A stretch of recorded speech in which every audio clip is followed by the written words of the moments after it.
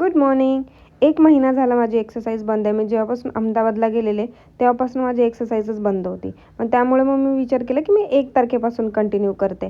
आणि मी आज उठणार होते, पण कसलं काय मी आज पण उठले नाही. 9ची मीटिंगसुद्धा मी बेडवरूनच केली. आणि आज 1 एप्रिल असल्यामुळे माझ्या मामांच्या मुलीचा मला फोन आला आणि ती मला म्हणत होती, "दीदी मी स्कूलमध्ये गेलेले, माझा ॲक्सिडेंट झाला आहे." असं तसं. म्हटलं, "बघू तुला कुठे लागलं आहे?" नंतर तिने मला हे दाखवलं. म्हटलं, "तू मला उल्लू नको बनवू. मला माहिती की आज 1 एप्रिल आहे." आणि नंतर ती हसायला लागली. आणि इव्हनिंगला तर म्हणजे असं झालं की 9 वाजले तरी माझी मीटिंग संपायचं नावच घेत नव्हती. मला एवढी भूक लागलेली. मग साईड बाय साईड मग मी व्हेजिटेबल्स खिचडी बनवलेली आणि नंतर मग ती खाल्ली.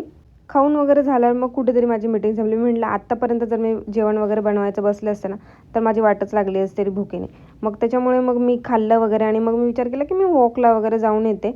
आणि वॉकला गेले तर माझं थोडंफार सगळं सामान पण आणायचं होतं. मग मी म्हटलं ते पण घेऊनच जाते रूमवर. Thank you for watching. Bye.